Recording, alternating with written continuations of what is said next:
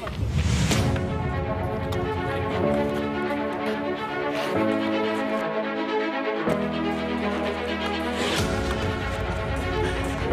stakes are very high for the upcoming talents in terms of tennis. When you talk about the game of tennis, it's very expensive, but the stakes are very high for the young talents who are coming up, and what are they going to do to ensure that they leave a legacy?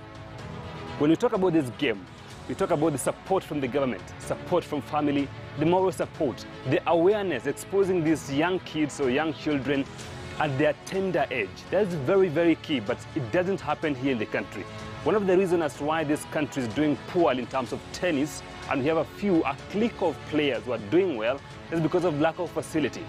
This court right here that I'm standing at is one of the best courts, the only clay court in Eastern Central Africa. Rwanda has some, but they are semi-clay courts that we cannot all, they're just only used to prepare players to play internationally. But also, as the government of Kenya, something needs to be done to help these young players, expose them, give them the moral support, as families behind them. Most of the kids who are playing this tennis are coming from poor families, and they can't afford to play in a court like this one.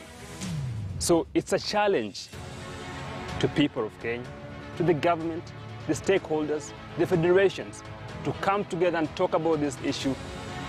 When Rahim Virani traveled with his sons to Rwanda for a junior tournament, his sons, Zayan Virani and Rakim Virani, settled for a third position. This did not go down well with their father. With the hassle of playing in courts for hire, he decided to build one for his sons. I lacked a bit of skill due to the lack of facilities.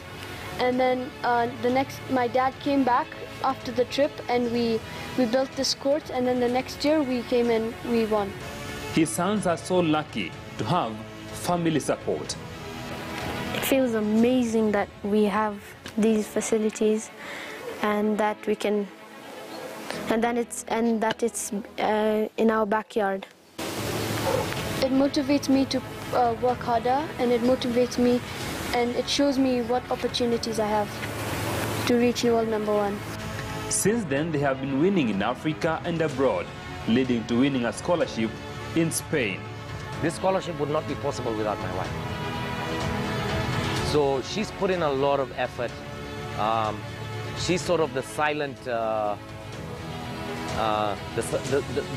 the silent killer behind this whole thing. You know, she's helped me fight a lot and talk to the schools. And the Virani brothers are determined to become world's #1. Nothing would ever stop me from becoming world #1. As long as I have a good mindset and a good support behind me, I think I can reach as far as world #1, or even the best player in history. Without the family support, this should have been impossible. Now the family has chipped in to do what the government should be doing through the Ministry of Sports. You know, it's not even about winning right now. It's not about winning. It's not. There are many kids who win the Orange Bowl, who win the Petitas in South America, but it's all about being a complete player when you're like 18, 19, 20 years of age. So, and there are many players who quit. 80–85% of players quit between the age of say 16 and 19. And then a lot of players also take the safer route. The safer route is maybe wanting to play tennis at college level or university level. Even though the Viranis have made it possible for their sons, they are still worried on the standards of the sport in the country. I'm just trying to imagine what are those players going through, who don't travel with their parents, who don't travel with money, who don't travel with, just to be content that, you know what, I'll be okay.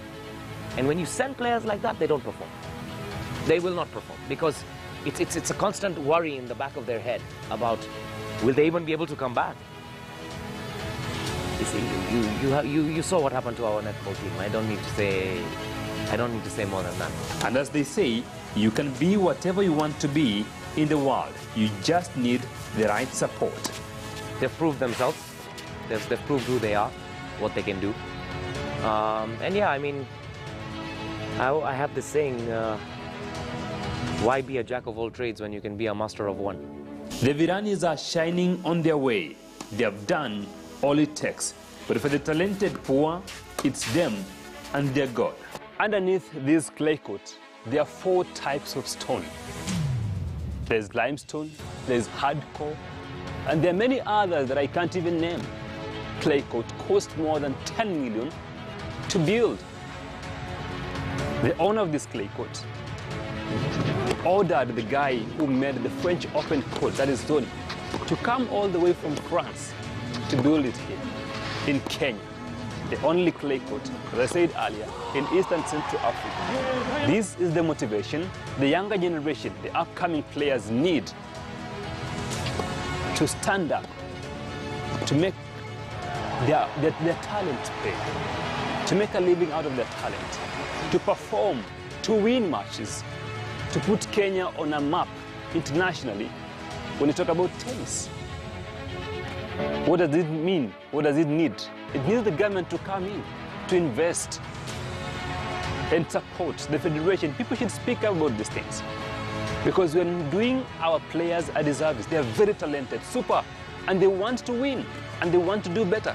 They want to be world #1. But how will they be world #1 when they are playing in a substandard or on a substandard court? We need to do better. And we, as a country, as a sports fraternity, we can do better. My name is Jeff Pogire. Thank you for watching.